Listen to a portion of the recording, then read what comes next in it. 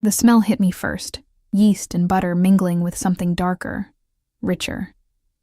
Chocolate, maybe, or caramel burning at the edges.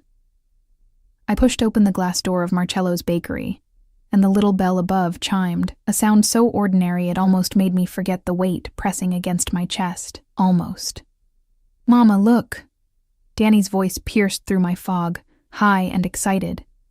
His small hand tugged at mine, sticky from the lollipop the pharmacy clerk had given him 10 minutes ago. "They have the dinosaur cookies." I forced my lips into something resembling a smile, the kind I'd perfected over 6 years of pretending everything was fine. The bakery was warm, almost stifling after the bite of November wind outside. My coat, secondhand, the lining torn at the left shoulder, suddenly felt too thin and too heavy all at once. "We'll see, baby," I murmured, knowing we couldn't afford dinosaur cookies, knowing we were here for the day-old bread bin in the back corner, the one Mrs.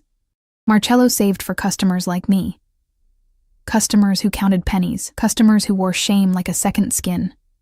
Danny pressed his face against the display case, leaving a small cloud of breath on the glass. He was 5 now, with my dark hair and his father's eyes, those storm-gray eyes that still haunted my dreams. I looked away quickly, focusing instead on the white tiles beneath my worn sneakers. One was cracked, a thin line running through it like a scar. The bakery wasn't crowded, a few tables scattered near the window, most empty. An elderly couple in the corner, sharing a croissant. A woman with a laptop, typing furiously. Normal. Safe. Ordinary. I didn't notice him at first. My attention was on Danny, on keeping him from touching everything, on calculating how many meals I could stretch from $10. The fluorescent case lights made everything look too bright, too exposed. I felt like an insect under a microscope. Visible, vulnerable, specimen. Then the air changed. It was subtle, like the moment before lightning strikes. The hairs on my arms stood up beneath my threadbare sweater. Someone was looking at me, not casual looking, the kind that burns through clothing and skin, straight to bone. I turned slowly, instinctively placing my body between Danny and whoever it was. The back corner booth. My heart stopped. He sat in shadow, deliberately positioned so the overhead light didn't reach him fully. But I could see enough. The sharp line of his jaw, the dark suit that probably cost more than 6 months of my rent. The way he held his espresso cup, still, controlled, like everything about him was a weapon waiting to be deployed. 6 years. 6 years since I'd run, pregnant and terrified, with nothing but a backpack and the clothes I wore. 6 years since I'd changed my name, my hair color, my entire existence. 6 years of looking over my shoulder, jumping at shadows, teaching myself to be invisible. And here he was, Dante Ferretti, my ex-husband, father of my child, one of the most dangerous men on the eastern seaboard. His eyes, those impossibly gray eyes that Danny had inherited, locked onto mine. I watched his hand tighten around the espresso cup, the only sign of emotion in an otherwise perfectly controlled face. Behind him, I could make out the shape of at least 2 men, his security. Of course. Dante never went anywhere alone. The rational part of my brain screamed at me to run. Grab Danny and run. But my legs had turned to water, my feet rooted to the cracked tile floor. "Mama?" Danny tugged my hand again, oblivious. "Can we get the bread?" "I'm hungry." Dante's eyes shifted, dropped, landed on Danny. I watched something flicker across his face. Confusion first, then recognition, then something else entirely, something that made my blood run cold and hot simultaneously. His lips parted slightly, and even from 15 feet away, I could see his chest rise with a sharp intake of breath. He'd seen the eyes, his eyes, staring back at him from a small face he'd never known existed. Time crystallized. The elderly couple kept eating, the laptop woman kept typing, Mrs. Marcello hummed behind the counter, arranging cannolis. The world continued spinning while mine shattered into 1,000 irreparable pieces. Dante stood. The movement was fluid, controlled, but I caught the slight tremor in his right hand before he clenched it into a fist. He was taller than I remembered, broader. The years had carved him into something harder, more dangerous. His dark hair was shorter now, styled with precision. A thin scar ran along his left cheekbone, new since I'd left. One of his security men moved forward, but Dante raised a hand. Stop. The gesture was minimal, but the man froze instantly, melting back into the shadows. Bella. My old name. The one I'd buried. His voice was exactly as I remembered. Low, rough, with that slight Italian accent that thickened when he was angry or aroused. I shoved that thought away, hard. Danny pressed closer to my leg, finally sensing something wrong, his small hand fisted in my coat. I think you have me confused with someone else, I said, and hated how my voice shook, how transparent the lie was. Dante took a step forward, then another. Each footfall deliberate, measured, a predator closing distance. Behind him, his men shifted. 2 near the door now, I noticed. When had they moved? How had I missed them securing the exits? 6 years, Isabella, my real name. God, hearing it in his mouth felt like a brand. 6 years, and you give me that lie? He was close enough now that I could smell him. Sandalwood and something sharper, gunpowder maybe, or the particular scent of violence that clung to men like him. My body remembered that smell. Responded to it in ways I desperately wanted to deny. Please. The word came out broken. Please, just let us go. His eyes hadn't left Danny. My son had tucked himself partially behind me now, peeking out with those mirror image gray eyes. Curious, despite his fear. How old?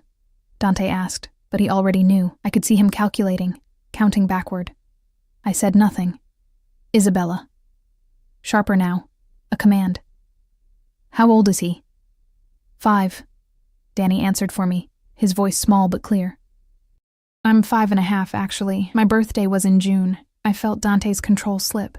Watched the mask crack just enough to show the fury beneath. His jaw clenched so hard I heard his teeth grind. When he spoke again, his voice was dangerously soft. A son. Not a question. An accusation. You were pregnant when you left. Mrs. Marcello had stopped humming. The laptop woman's fingers had gone still on the keys. The elderly couple was staring now, sensing drama or danger or both. I needed to move, needed to grab Danny and run and never stop running, but Dante was too close, and his men were at the door, and I was so tired of running. We should go, I whispered, but even I knew it was hopeless. Dante's hand shot out, not touching me but caging me, palm flat against the wall beside my head. He leaned in, and I was drowning in that smell, in the heat of him, in 6 years of fear and longing and rage all tangled together. You kept my son from me. Each word was a bullet. You ran. You hid. You made me believe you were dead. You made me afraid to be alive. I shot back, finding some fragment of spine. What did you expect me to do? His free hand lifted, and I flinched instinctively, but he didn't strike. Instead, his fingers brushed my cheek, so gentle it hurt worse than a blow. His thumb traced the dark circle under my eye, the evidence of too many sleepless nights. I expected you to trust me. His voice had gone rough, raw. I expected you to be my wife. I was never your wife, I said bitterly. I was your possession. Something dangerous flashed in his eyes. Yes, he agreed, and the honesty of it stole my breath. Mine. Always mine. Did you really think I'd let you go? Danny whimpered, and the sound snapped something in me.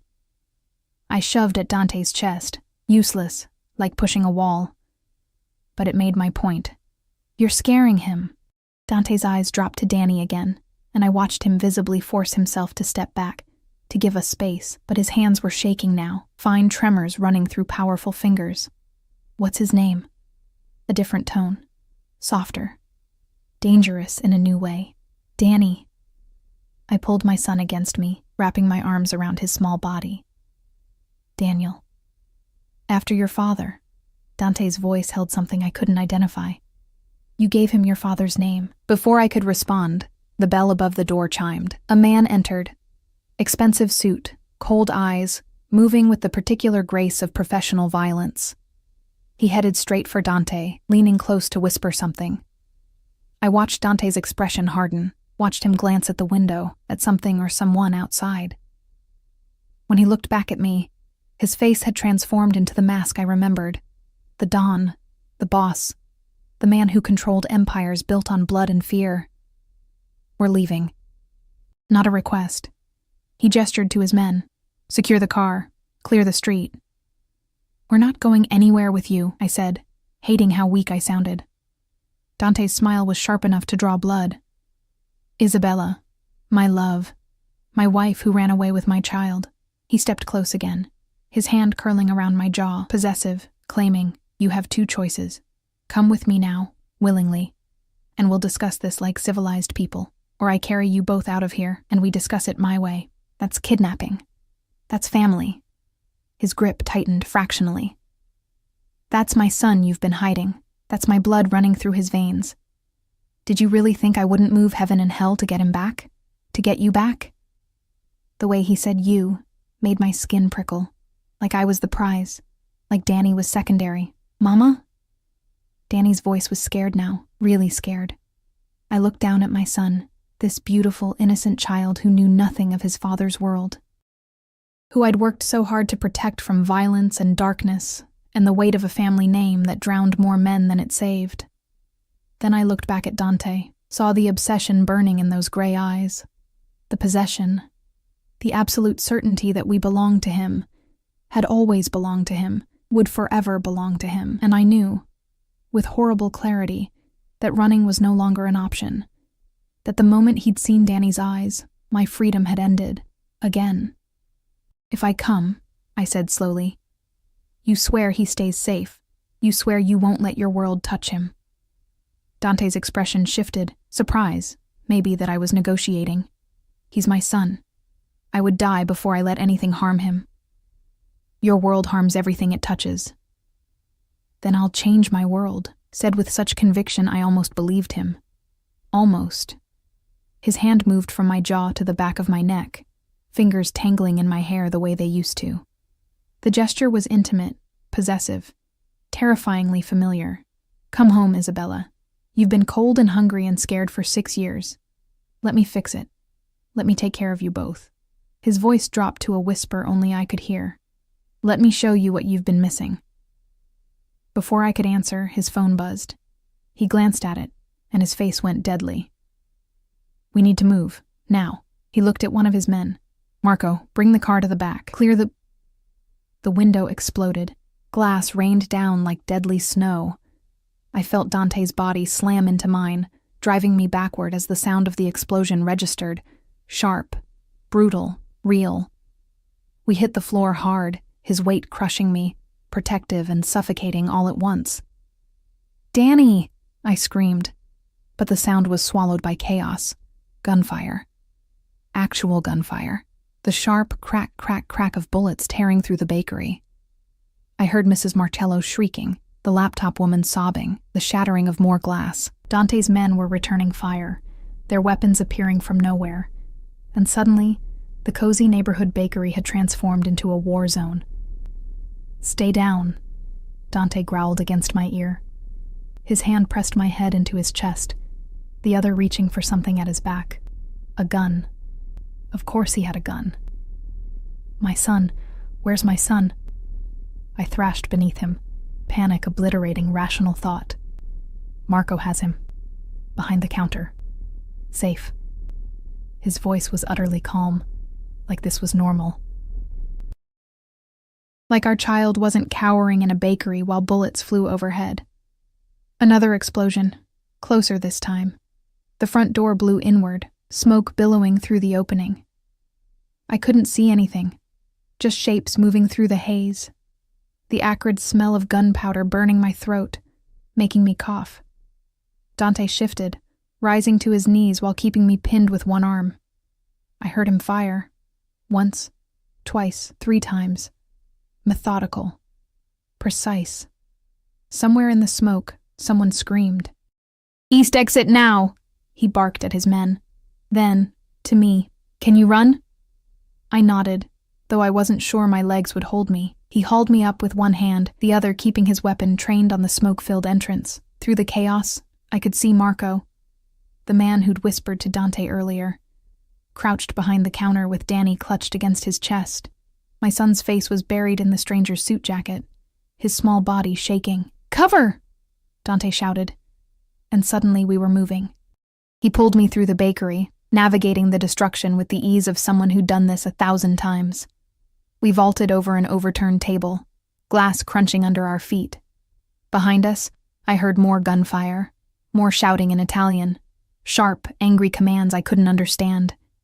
Marco was already at the back door, Danny still in his arms. Another of Dante's men, I hadn't even seen where he came from, kicked the door open, weapon drawn, checking the alley beyond. Clear. We burst into the cold November afternoon. The alley was narrow, dingy, smelling of rotting garbage and motor oil. A black SUV sat running, back door already open. The windows were tinted so dark they looked like pools of oil. "Get in," Dante commanded, practically throwing me toward the vehicle. I scrambled inside, my hands shaking so violently I could barely grip the leather seat. Marco climbed in after me, and suddenly Danny was in my arms, solid, warm, alive. I buried my face in his hair, breathing him in, checking frantically for injuries. You're okay, baby, I've got you." "Mama, that was so loud." His voice was thin, terrified. Why were those men shooting? I had no answer. No words that would make sense of this nightmare. Dante slid in beside me, slamming the door. "Drive. Take the river route." The driver, another man I didn't know, punched the accelerator, and we shot forward. I was pressed back against the seat. Danny clutched to my chest. Dante's body a solid wall of heat and danger beside me. Through the back window, I could see smoke rising from the bakery. People were running into the street, some screaming, some recording with their phones. In the distance, sirens wailed. Police, probably, or ambulances. Too late. Always too late. "What the hell was that?" I demanded, my voice shrill with adrenaline and terror. Who were those people? Dante didn't look at me. His eyes were fixed on his phone, fingers moving rapidly across the screen. Enemies. They've been watching me for weeks, waiting for an opening. An opening? An opening for what? Murder? In a goddamn bakery? Isabella. His tone held warning. Not now. Not now. I was shaking, rage and fear mixing into something explosive. You brought this into our lives. They were already in your life. He finally looked at me, and the intensity in his eyes made me forget how to breathe. The moment you became mine, the moment you carried my child, you became a target.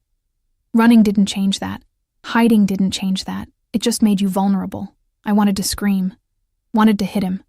Wanted to grab Danny and throw myself from the moving vehicle. Consequences be damned. Instead, I held my son tighter and watched the city blur past the windows. We drove for 20 minutes, weaving through streets I didn't recognize. The SUV's interior was immaculate. All leather and dark wood, smelling of expensive cologne and gun oil. Danny had gone quiet against my chest, his breathing evening out. Shock, probably, or exhaustion. I pressed my lips to the top of his head and tried not to fall apart.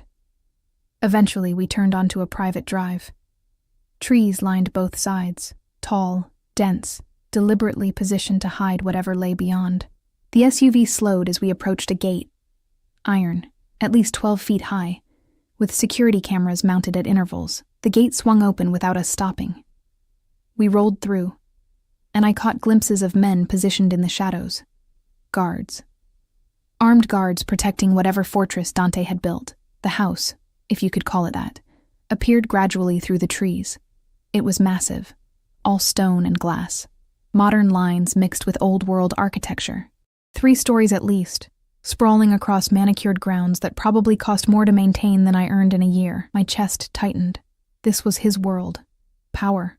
Wealth. Violence wrapped in Italian marble and expensive taste. The SUV stopped beneath a covered entrance.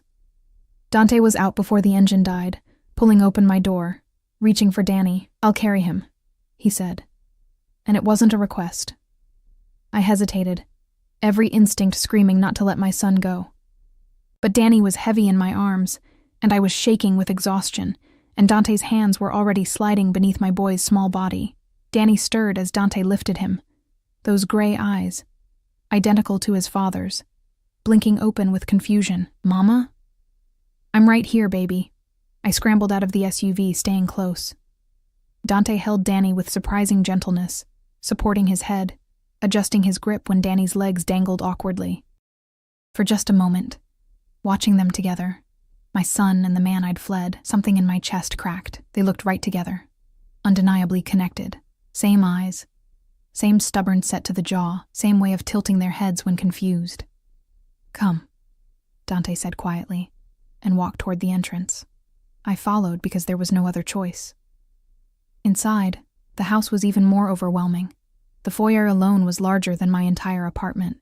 Marble floors, a chandelier that probably cost 6 figures, artwork on the walls that looked old and priceless. Everything gleamed, everything whispered of money and power, and a world I'd never truly belonged to. A woman appeared, older, Mediterranean features, dressed in a simple black dress. She looked at Dante with the kind of deference that comes from long service. "Mr. Ferretti, thank God you're safe. I've prepared the East Wing as you requested." "Thank you, Maria." Dante's voice had shifted again, taking on that commanding tone that made people move. "Have the doctor come immediately. I want them both checked." "We don't need a doctor," I protested. He finally looked at me, and the expression on his face silenced my objection. "You have glass in your hair, Isabella. Blood on your sleeve. You think I won't have you examined?" I glanced down. He was right. My coat sleeve was torn, a shallow cut running along my forearm. I hadn't even felt it happen. "Maria will show you to your rooms," Dante continued. "Shower. Change. The doctor will see you within the hour, then we eat." "Rooms?" I echoed. "Dante, we can't stay here." "You can. You will." He shifted Danny in his arms, and my son, exhausted, confused, overwhelmed, had let his head drop against his father's shoulder.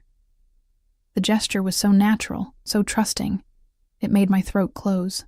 "This is your home now, both of you." "This isn't our home. We have an apartment." "That apartment?" His voice went cold. "The one bedroom in the building with broken locks and mold in the bathroom? The one where you work 2 jobs and still can't afford to feed our son properly?" Heat flooded my face, shame and anger mixing. "How do you know about... Did you really think I stopped looking for you?" He stepped closer, and even with Danny between us, the intensity of his presence was suffocating. "I've known where you were for 3 months, Isabella. I've watched you struggle, watched you pretend to be someone else. Watched you raise my son in poverty while you were too proud or too stubborn or too scared to come home." The words hit like physical blows. "You knew? For 3 months? You knew?" I was waiting. His jaw clenched. "Waiting for the right moment, waiting to understand why you ran, waiting to decide whether I'd drag you back or let you keep pretending." His eyes burned into mine. "Then today happened, and my enemies made the decision for me." "Your enemies," I repeated bitterly. "Everything always comes back to your enemies. Your world, your violence. Yes, no shame, no apology. But now it's your world again too, and this time, I won't let you leave." Maria cleared her throat delicately. "Sir, the rooms?" Dante nodded, but his eyes never left mine. "Go with Maria, shower, eat, rest. Tonight after Danny's asleep we'll talk, really talk." "And Isabella?" He leaned in, his breath warm against my ear. "Don't try to run. I have men on every exit, cameras on every road. You're home now. You're mine again. Accept it." Then he turned and walked away, carrying our son up a grand staircase I hadn't even noticed. Danny's head stayed on his shoulder, small arms wrapped loosely around his father's neck. I stood frozen in that overwhelming foyer, Maria waiting patiently beside me, the weight of Dante's words pressing down like a physical force, mine again, as if I'd ever stopped being his. As if 6 years of freedom had been nothing but borrowed time, and now the debt had come due. "Mrs. Ferretti," Maria's voice was gentle, "shall we?" I didn't correct her. Didn't say I wasn't Mrs. Ferretti anymore. had stopped being her the moment I fled in the night with nothing but fear and determination. Instead, I nodded and followed her deeper into the beautiful prison Dante had built. For us, for his family, for the possession he'd never truly lost. The room Maria led me to was obscene in its luxury, floor-to-ceiling windows overlooking gardens that stretched endlessly, furniture that looked like it belonged in a museum, a bed large enough to sleep 5 people comfortably. The bathroom was all marble and gold fixtures, with a shower that had more jets than I could count. I stood in the center of it all, still wearing my torn coat, still shaking from adrenaline, and wanted to scream. Instead, I locked the door and turned on the shower as hot as it would go. The water scalded, turning my skin pink, but I welcomed the pain. It was real. Grounding. I scrubbed glass fragments from my hair, watched blood from the cut on my arm swirl down the drain, and tried not to think about how Dante had looked holding Danny, how right it had seemed, how terrified that made me. Clean clothes had been laid out on the bed when I emerged. Expensive, tailored to fit me perfectly. Of course they were. He'd been watching for 3 months. He knew my size. Probably knew everything about the life I'd built without him. The thought made my skin crawl. I dressed mechanically. Soft cashmere sweater, dark jeans that fit like they'd been made for me, underwear that was probably worth more than my weekly grocery budget. Everything was in my preferred colors, my style. More evidence of his surveillance, his obsession. A knock at the door made me jump. "Mrs. Ferretti? The doctor is here." I opened it to find Maria and an older man with kind eyes and a medical bag. He examined me efficiently, professional, declaring the cut on my arm superficial and my vital signs stable despite the shock. He gave me something for the shaking. A small pill I didn't take, palming it instead when he wasn't looking. "Your son is fine as well," he said as he packed his bag. "Strong boy. Mr. Ferretti is with him now." Of course he was. Probably filling Danny's head with stories, with promises, with the seductive pull of a father's love my son had never known. After the doctor left, Maria guided me through hallways that seemed to multiply, each one more opulent than the last. We passed rooms I couldn't begin to name. Libraries, sitting rooms, what looked like a private gym. Everything whispered of wealth so old and deep it had lost meaning. Finally, we reached another wing entirely. Maria opened a door, and I heard it immediately, Danny's laughter. My feet moved before my brain caught up. The room was clearly designed for a child, though it looked nothing like the cramped corner of our apartment where Danny slept. Here, there were toys I recognized from commercials, books stacked on custom shelves, a bed shaped like a race car. And in the middle of it all, Dante sat cross-legged on an expensive rug, helping Danny build something with blocks. "See, you put this one here," Dante was saying, his voice softer than I'd heard it in years. "Then the tower stays balanced. Like this?" Danny placed a block carefully, his tongue poking out in concentration, a habit that was pure me. "Exactly like that. You're good at this. Mama says I'm good at building. She says I can be an architect when I grow up." Something flickered across Dante's face. "Your mama is right. You can be anything you want." They hadn't noticed me yet. I stood in the doorway, watching this impossible scene. My son and his father, playing together like this was normal, like bullets hadn't been flying hours ago. Like our lives hadn't just been irrevocably shattered. Danny looked up then, his face breaking into a smile. "Mama, look what Dante taught me." Dante. Not this man, or the scary guy. Just Dante, like they'd known each other forever. "I see, baby." I moved into the room, hyper-aware of Dante's eyes tracking my movement. "That's a very tall tower. Dante says tomorrow he'll show me the garden. There's a pond with fish." Danny's excitement was genuine, uncomplicated. He had no idea what any of this meant. No idea we were trapped. "That sounds nice." I knelt beside them, needing to be close to my son. "Are you feeling okay? Earlier?" Danny's smile dimmed slightly. "The loud noises were scary, but Dante says it was just fireworks. People celebrating." My eyes snapped to Dante's. Fireworks. He'd lied to our son about gunfire, about an assassination attempt, about the violence that had nearly killed us all. Fireworks, I repeated flatly. Dante's expression was unreadable. Unexpected celebration. Nothing to worry about now. Danny, sweetheart, why don't you play with these toys for a minute? I need to talk to Dante. My son nodded, already distracted by a remote-controlled car he'd discovered. I stood, jerking my head toward the door. Dante rose with that fluid grace that reminded me he was dangerous, following me into the hallway. The moment the door closed, I rounded on him. Fireworks?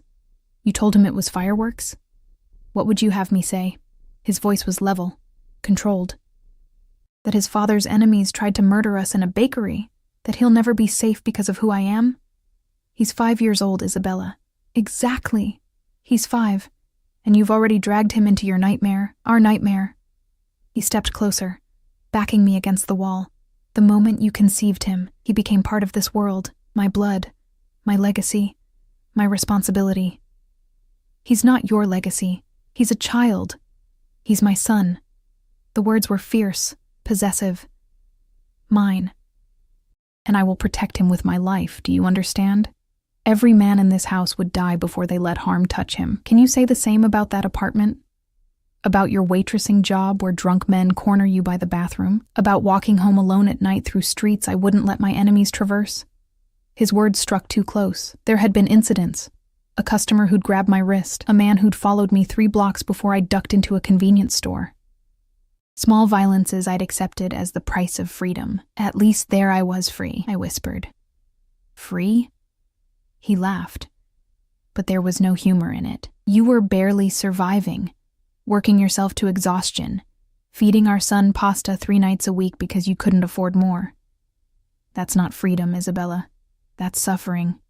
And you chose it over me. I chose it over being your prisoner. You were never my prisoner. His hand came up, cupping my face with unexpected gentleness. You were my wife, my partner, the only person I trusted completely. Until I wasn't. The old wound opened fresh. Until I became just another possession you locked away. Pain flashed across his features. Is that what you think? That I didn't love you? I think you loved owning me. My voice cracked. There's a difference. He was silent for a long moment, his thumb tracing my cheekbone. When he spoke again, his voice was raw. After you left, I tore this city apart looking for you. I called in every favor, threatened every contact, put a price on information so high that men sold their own mothers for a chance at it. For 6 months, I barely slept, barely ate. I became a ghost of myself because you were gone. Dante, when I finally accepted you might be dead, something in me died too. I became harder, crueler. My enemies learned to fear me in new ways because I had nothing left to lose. His forehead pressed against mine. Then 3 months ago I saw you, walking out of that grocery store with Danny, laughing at something he'd said. And I felt alive again, whole again. Like I could finally breathe. Tears burned my eyes. You should have let me go.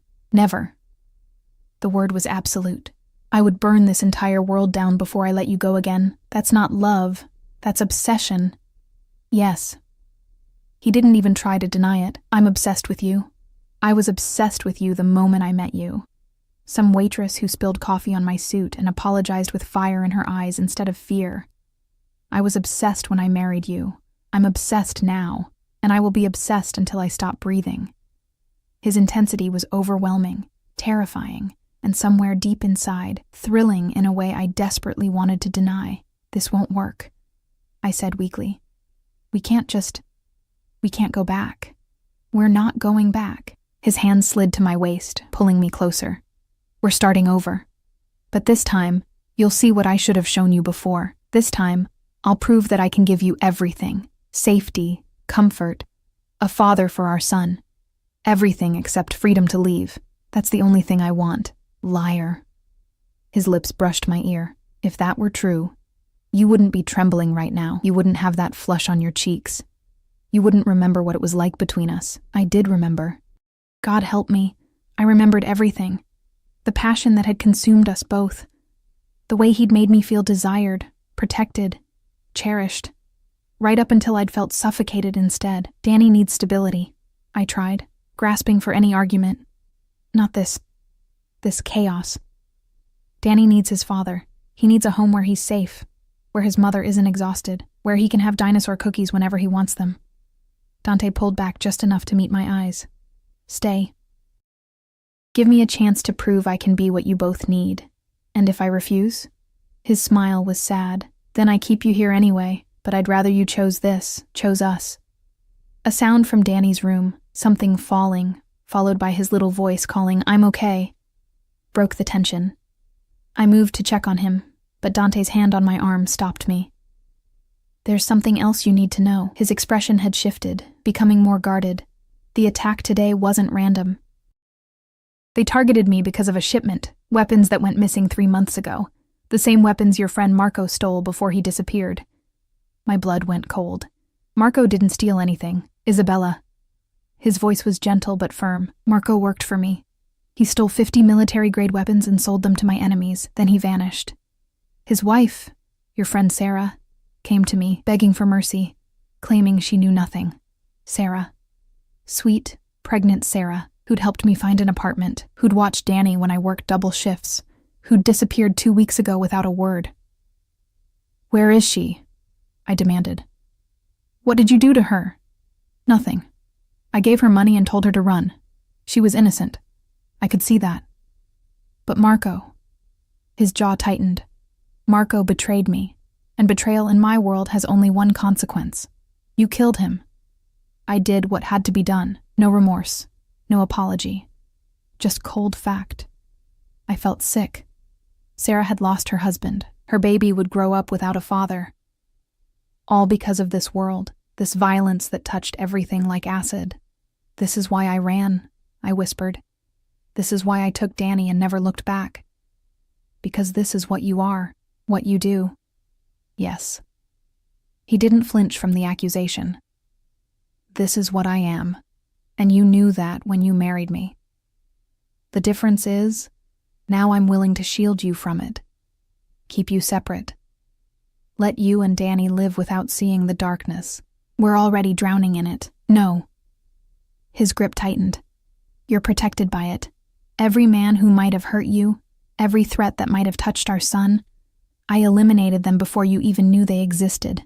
That apartment you lived in, I bought the building. Your landlord worked for me. The grocery store, the pharmacy, even the school Danny was supposed to start next year. All mine, all watching, all keeping you safe while you played at independence. The revelation staggered me. Nothing had been real. My freedom, my choices, my life, all of it had been an illusion. A stage set Dante had constructed and controlled from the shadows. You're a monster. I breathed. Yes, he agreed simply. But I'm your monster, and I'm done letting you pretend otherwise. He kissed me then. Hard, possessive, claiming. And I hated myself for the way my body responded, for the way 6 years of absence melted away under the familiar heat of his mouth. When he pulled back, we were both breathing hard. Dinner is in an hour, he said, voice rough. Wear the blue dress in your closet. We're eating as a family tonight. Then he was gone, leaving me shaking in the hallway, my lips still burning from his kiss, my world completely shattered and rebuilt in his image. A family. As if we'd ever been anything but a collision of obsession and fear. As if I had any choice but to play my part in the beautiful, terrible life he'd designed for us. The blue dress fit perfectly. Of course it did. Dante had probably measured me in my sleep during one of his surveillance sessions. The thought should have terrified me. It did terrify me, but there was also something darkly intimate about it. He'd been watching, waiting, planning this reunion while I'd been oblivious, thinking I was free. I found them in the dining room, a space so grand it made me feel like an imposter. Crystal chandeliers cast warm light over a table that could seat 20, though only 3 places were set. At the far end, near windows overlooking gardens now lit by subtle landscape lighting, Dante sat with Danny beside him. My son was laughing at something, his face animated in a way I hadn't seen in months. He looked happy, comfortable, like he belonged in this world of marble and money. It broke something inside me. Mama. Danny spotted me, waving enthusiastically. Come see? There's 5 forks. Dante says each one is for different food. That's wonderful, baby. I moved toward them, hyper-aware of Dante's eyes tracking every step. He'd changed too. Dark slacks, a white shirt with the sleeves rolled to his elbows, revealing forearms corded with muscle and marked with scars I didn't remember. Evidence of the violence he'd lived while I was gone. He stood as I approached, that old-world courtesy that had charmed me once, pulled out my chair, the one beside Danny, across from him. Close enough to touch if he reached across the table, close enough that I couldn't escape his presence. "You look beautiful," he said quietly, and the sincerity in his voice made my throat tight. "Thank you." I sat, smoothing the dress over my knees. Danny immediately grabbed my hand, chattering about the fish in the pond, the toys in his room, how Dante had promised to teach him to play chess tomorrow. Like we'd be here tomorrow. Like this was our life now. Maria and another woman I didn't know brought food, course after course of Italian delicacies that smelled divine. Homemade pasta with sauce that probably took hours, fresh bread that melted on the tongue, vegetables roasted in herbs I couldn't name, and for Danny, chicken tenders shaped like dinosaurs. My son's eyes went wide. "You remembered." Dante smiled, genuinely smiled, and the transformation was startling. "Of course I remembered. You mentioned them earlier. These are way better than the ones at the bakery." Danny bit into one enthusiastically. "Mama, try one." I took a small bite of the dinosaur tender, and it was delicious. Nothing like the frozen ones I bought at the discount store. Everything here was better, richer, more, a constant reminder of what I couldn't provide. "How long have you been planning this?" I asked Dante, keeping my voice low so Danny wouldn't notice the edge. "The clothes, the room, the food. How long?" He took a sip of wine, deep red, probably older than me. 3 months, since the day I found you." "And the attack today? Was that planned too? Some elaborate scheme to force me back?" His expression darkened. "No, that was real. My enemies are circling Isabella. They sense weakness. They know I've been distracted by stalking your ex-wife, distracted by ensuring the safety of my family." He set down his glass with controlled precision. "There's a difference." Danny was oblivious to the tension, working through his dinosaurs with 5-year-old determination. I watched him, this beautiful child who'd been my entire world, and felt it shifting beneath me, felt Dante inserting himself into every corner of our lives. "Tell me about the past 6 years," Dante said suddenly. "I want to know everything." "Why?" "You already know. You've been watching. I know facts. I don't know how you felt, what you thought. Why you chose poverty over everything I could give you." I looked at him then, really looked. There were new lines around his eyes, a hardness to his jaw that hadn't been there before. The scar on his cheekbone was still pink, recent. He'd suffered too. Maybe not the same way I had, but suffered nonetheless. "I chose safety over luxury," I said finally. "I chose peace over chaos. And were you peaceful?" His eyes bore into mine. "Were you safe?" I thought about the nights I'd cried myself to sleep, exhausted and scared. The times I'd skipped meals so Danny could eat. The constant fear that Dante would find us, that his world would reach out and drag us back. I was free. "You keep saying that word like it means something." He leaned forward, elbows on the table. "But freedom without security is just a prettier name for suffering. And security without freedom is just a prettier name for a cage. Then I'll build you a cage so beautiful you'll forget it's a prison." The words hung between us, terrible and honest. Danny had finished eating, his attention now on the garden outside. "Can I go see the fish, please?" Dante nodded. "Marco will take you. Stay where he can see you." As if summoned, Marco appeared. The same man who'd protected Danny in the bakery. He offered my son his hand, and Danny took it without hesitation, already halfway to trusting these strangers who'd invaded our lives. I watched them go, feeling Dante's presence intensify now that we were alone. "He likes you," I said bitterly. "You've been here one day, and he already likes you. He's my son. Of course he likes me. No arrogance, just simple fact. Blood recognizes blood. Blood doesn't make you a father. No, but I intend to earn that title." He stood, moving around the table until he was beside me. Close. Too close. Let me tell you what the past 6 years have been like for me, Isabella. Since you're so curious about my suffering. I wanted to move away, but pride kept me still. The first month I was feral. I hurt people. Good people.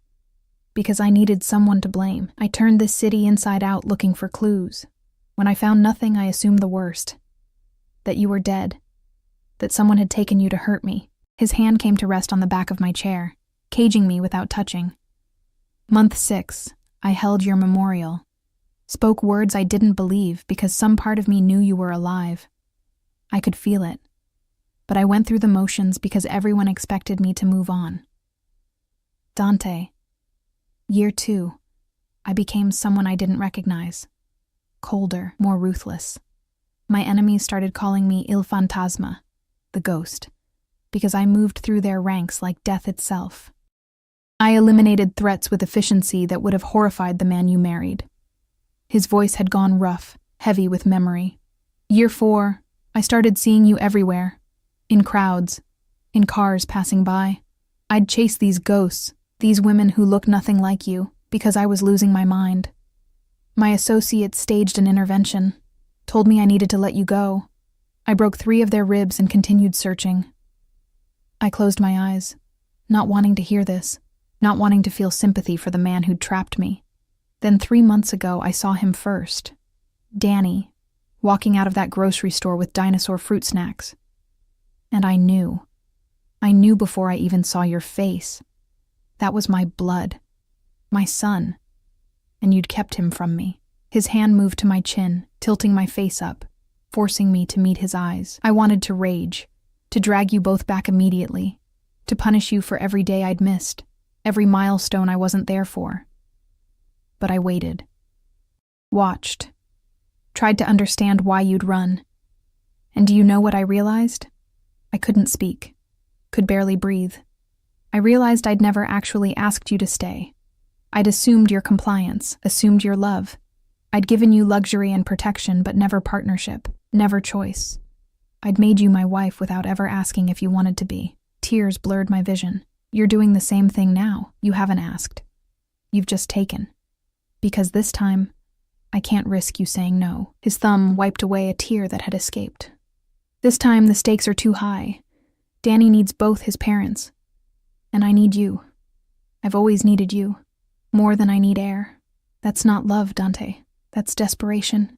It's both. He pulled me to my feet, and suddenly we were chest to chest, his heart pounding against mine. I'm desperately, obsessively, irrevocably in love with you. I have been since you spilled that coffee. And yes, I'm possessive. Yes, I'm controlling. Yes, I'm probably too damaged to love you the way normal men do. But I'm trying. I'm trying to be better. For you. For him. By holding us prisoner, by keeping you safe. His hands framed my face. There are 17 active threats against my organization right now. 17 groups who would love to hurt me by hurting you. By hurting our son. In that apartment you were exposed. Vulnerable. One wrong person asking the right questions. And Danny would have been leverage. Do you understand? They would have taken him. Tortured him. Used him to break me. And it would have worked. The horror of his words sank in slowly. You're trying to scare me. I'm trying to make you understand reality. His voice was fierce. This isn't about ownership. It's about survival. My world is ugly and violent, and I hate that my son was born into it. But he was. And the only way to protect him is to keep him close, to surround him with men who would die for him. To make sure everyone knows that touching him means war. He's 5 years old. He should be worried about kindergarten, not war. And he will be. Here, he can be a child. He can play and learn and grow up without ever seeing the darkness.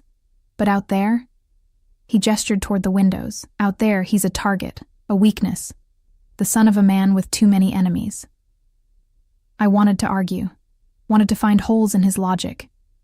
But deep down, I knew he was right. The attack at the bakery proved it. They'd found us. They'd tried to kill us. And if Dante hadn't been there, I hate this, I whispered. I hate that you're right. I know. He pressed his forehead to mine. I hate it too. But this is the world I built, and now we all have to live in it. Through the windows, I could see Danny crouched by the pond, Marco standing guard nearby. My son was pointing at something in the water, his mouth moving in excited chatter. He looked safe, happy, protected. Everything I'd tried so hard to give him, and failed. If I stay, I said slowly, things have to change. I'm not the girl who married you. I won't be locked away like some treasure you've collected. I don't want you locked away. His hand slid down to my waist. I want you beside me, my partner, my equal. Equal? I almost laughed. How can I be your equal when you control everything? Then tell me what you need. What would make this bearable? I pulled back, looking at him. This dangerous, obsessive man who'd destroyed my peace and rebuilt it in his image. I need to know Danny will grow up with choices, that he won't be forced into your world. Done, he chooses his own path. I need to be able to work, to have purpose beyond being your wife. He hesitated and I saw the struggle. The possessive need to keep me close warring with his desire to give me what I'd asked for. Working in the city is too dangerous, he said finally. But I have legitimate businesses, restaurants, real estate, imports. You could manage any of them, build something of your own. It wasn't freedom, but it was more than I'd expected, and I need you to promise that if I truly can't bear this, if it becomes too much, you'll let me go. His expression shuddered. No. Dante? No, Isabella. His voice was absolute. I'll give you anything else, anything in my power, but I will never let you leave again. That's the one thing I can't promise. Honesty, at least. Brutal and unwavering. Then this isn't a negotiation. It's surrender. It's survival. He kissed me then, softer than before. For all of us. And maybe, if I'm very lucky, eventually it will be more. Outside, Danny's laughter carried through the glass. Pure, innocent, unaware of the bargains being struck in his name. And I realized with terrible clarity that I'd already made my choice. Not for love, not for freedom, but for him. For the safety only Dante's world could provide. I was home, in the beautiful, terrible prison I'd never truly escaped. And this time, I wouldn't run. The weeks that followed felt like learning to breathe underwater, necessary, unnatural, and occasionally suffocating. Dante kept his promises, at least the ones he'd made. Danny started at a private school 10 minutes away, driven each morning by Marco and 2 other guards in an armored SUV that looked civilian enough not to scare the other children. My son adapted with the resilience of childhood, making friends, bringing home artwork that got displayed on the refrigerator in our enormous kitchen like we were any normal family. We weren't normal. We would never be normal, but we pretended, and the pretending became almost real. I took over management of Dante's restaurant portfolio, 3 upscale establishments that required oversight, staffing decisions, menu consultations, real work, meaningful work, the kind that made me feel less like a possession and more like a person. Dante had an office set up for me in the East Wing, all glass and natural light, where I could work without feeling trapped. He was trying. I could see that. Could feel it in the way he asked before assuming, in how he included me in decisions about Danny's education, his activities, his life. We ate dinner together every night, Dante, Danny, and me, like some twisted Norman Rockwell painting where the father happened to run a criminal empire. The physical distance he maintained was harder to interpret. He'd kiss me goodnight, chaste, controlled, but never pushed for more, never demanded the intimacy that had once burned between us. It was like he was courting me all over again, trying to earn what he'd once simply taken. It was maddening. And somewhere in the 3rd week, I realized I missed him, missed us. The thought terrified me more than any threat from his enemies. Danny's 6th birthday arrived in early June, warm and bright. Dante had transformed the gardens into something from a children's fantasy. Bouncy castles, pony rides, a magician who made doves appear from thin air. He'd invited families from Danny's school, their parents eyeing our home with barely disguised envy and curiosity. I played hostess, making small talk with mothers who didn't know their sons played with the child of a crime lord. Dante worked the crowd with practiced charm, just another wealthy businessman celebrating his son. No one would have guessed the security detail positioned strategically throughout the property, or the background checks run on every family before they'd received an invitation. "He looks happy," Maria said quietly, appearing beside me with a tray of drinks. She'd become something like a friend over the weeks. My guide through this world. My buffer when Dante's intensity became too much. I watched Danny on the bouncy castle, shrieking with laughter as he jumped with 3 other boys. "He does," I admitted. I thought taking him from the life I built would hurt him. But he's thriving. Children need stability more than they need struggle. Maria's voice was gentle but firm. "You gave him love when you had nothing else. Now Mr. Ferretti gives him everything, including that love. Together, you're complete. We're not together. Not really." She gave me a look that said she wasn't fooled. "You live under the same roof, raise your son together. He looks at you like you hung the moon. You look at him like you're afraid to want him. That's together, Mrs. Ferretti, just complicated." Before I could respond, Dante appeared, Danny riding on his shoulders. My son's face was painted like a tiger, his hands sticky with cake frosting. "Mama! Did you see me jump? I jumped higher than everyone." "I saw, baby. You were amazing." I reached up to wipe frosting from his chin, and my hand brushed Dante's cheek. The contact was electric, his eyes darkening as they met mine. "Can I go play more?" Danny asked. "Please?" "Stay where Marco can see you," Dante said, lowering him to the ground.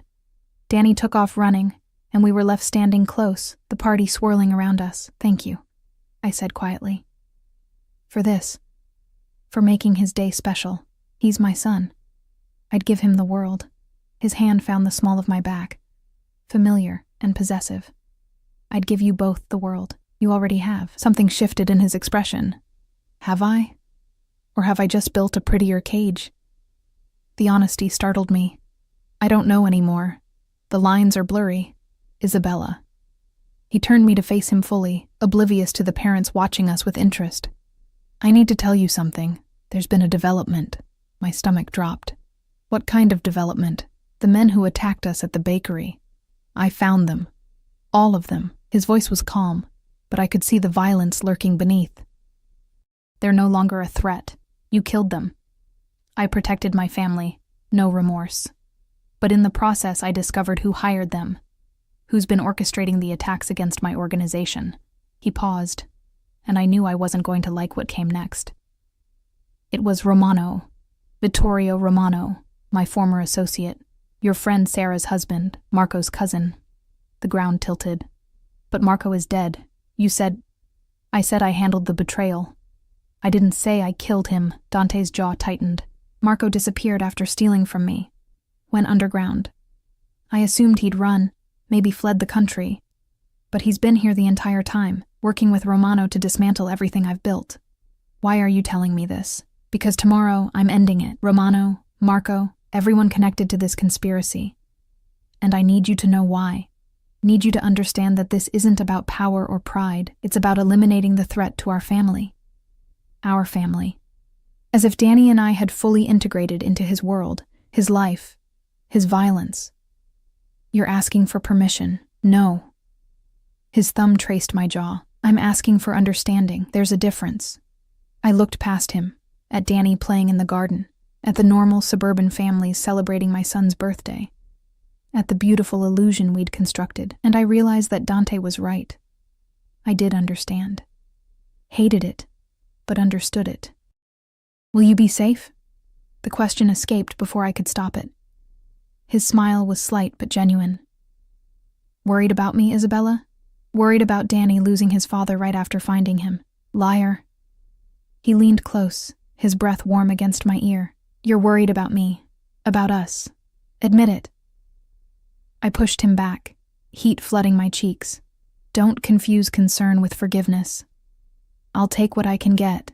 He pressed a kiss to my forehead, tender, claiming, "Wait up for me tomorrow night. When I come home, we need to talk. Really talk." "About what?" "About where we go from here. About whether this is still a cage or if it's become something else." His eyes held mine. About whether you're ready to stop running from what's between us." He left before I could respond, disappearing into the house with 2 of his men. Business, probably. The kind I didn't ask about. The kind that kept us safe and made me complicit. The party continued. Danny blew out his candles, making a wish I hoped had nothing to do with the violence lurking at the edges of his perfect day. Parents departed with goodie bags and thank yous, and gradually, the house settled into evening quiet. I put Danny to bed in his race car bed, reading him 3 stories and lying beside him until his breathing evened out. His hand clutched mine even in sleep, and I marveled at how quickly he'd accepted this new life. How resilient children were. How forgiving. When I finally extracted myself, heading toward my own room, I found Dante in the hallway, just standing there, tie loosened, looking exhausted and dangerous and entirely too compelling. "Couldn't sleep?" I asked. "Didn't try." He pushed off the wall, moving toward me. "Been thinking about tomorrow, about what comes after, and what does come after. That depends on you." He stopped inches away. "I can keep living in this half-state, where you're here but not really mine, where we're partners in parenting but strangers in everything else, or, his hand came up, fingers threading through my hair, "or you let me back in, really in. Let me prove that this, us, can be more than obligation and fear." My heart hammered. "Dante, I don't know if I can. Don't decide now." His thumb traced my lower lip. "Tomorrow, after I've handled Romano, after the last threat to our family is eliminated, then decide. Decide if you want this marriage to be real again. If you want me the way I've never stopped wanting you." The want in his eyes was overwhelming. 6 years of denial, of distance, of desperate obsession, all focused on me. "What if I can't forgive you?" I whispered. "What if I can't forget what you are?" "Then I'll spend the rest of my life earning your forgiveness, proving I can be the man you need." He kissed me then, slow and deep, pouring years of longing into the contact. When he pulled back, we were both shaking. "But I think you've already started forgiving me. I think that scares you more than anything I've actually done." He was right. God help me, he was right. "Go," I said, my voice unsteady. "Do what you need to do. End this. Come home safe. Will you wait up for me?" I should have said no, should have maintained the distance I'd fought so hard to keep. Instead, I nodded. His smile was devastating. "Then I'll have something to fight for." He left before dawn. I heard the SUVs depart, felt the house settle into tense waiting. Maria tried to keep Danny and me distracted. Cooking lessons, garden time, movies in the home theater. But the day dragged endlessly, each hour heavier than the last. Dinner came and went. Danny fell asleep on the couch during his movie, and I carried him to bed, marveling at how much heavier he'd gotten in just a few weeks. Better food, consistent meals, childhood finally allowed to flourish. 10 o'clock, 11, midnight. I paced the library, unable to settle. What was taking so long? Had something gone wrong? Was Dante hurt? Dead? The thought sent ice through my veins, sharp, terrifying. At 1:15 I heard vehicles approaching, doors slamming, low voices in Italian. I ran to the entrance, Maria appearing from nowhere to stand beside me. Dante walked through the door alone. His suit was torn, blood spattering the white shirt, but he was walking. Alive. Whole. Our eyes met across the foyer. "It's done," he said simply. "Romano, Marco, all of them. It's over." I crossed to him without thinking, my hands framing his face, checking for injuries. "You're hurt." "Not my blood." His hands covered mine. "Well, mostly not my blood." "You need a doctor. I need you." He pulled me against him and I felt him trembling. "I need to hold you and remember why I do this, why I become a monster. Because you and Danny are worth any amount of blood." I should have been horrified, should have pushed him away. Instead, I held him tighter. "I was terrified," I admitted against his chest. "All day I was terrified you wouldn't come back." "Isabella?" He tilted my face up. "I will always come back to you. Always. Death itself couldn't keep me away." "That's not comforting." It's honest. His kiss was desperate, tasting of violence and relief. Now tell me you're ready to stop fighting this. Stop pretending you don't feel it too. I looked at him. This dangerous, obsessive, impossibly complicated man who'd destroyed my peace and rebuilt it stronger. Who'd given our son everything I couldn't. Who looked at me like I was his salvation and his damnation wrapped together. I'm terrified, I whispered, of wanting you, of loving you again, of what that makes me. It makes you mine. His forehead pressed to mine, as I've always been yours. Say yes, Isabella. Say you'll stop running. Say you'll let this be real. Outside, dawn was breaking over the gardens. A new day. A new beginning. Or a recommitment to beautiful captivity. I wasn't sure which. Maybe both. Yes, I breathed and felt something lock into place. Yes, I'll stay. Really stay. Not because I'm trapped, but because this is home now. You're home. And I'm tired of pretending otherwise. His kiss was everything, claiming, celebrating, sealing the promise we'd both finally made. When we broke apart, he was smiling. Took you long enough. Really smiling. Shut up and kiss me again, he did. And for the first time in 6 years, I kissed him back without reservation, without fear. Choosing him, choosing us, choosing this complicated, dangerous, beautiful life we'd build together. For Danny, for each other. For the family we'd almost lost, and somehow found again. The sun rose on our second beginning, and this time, I wasn't running toward freedom.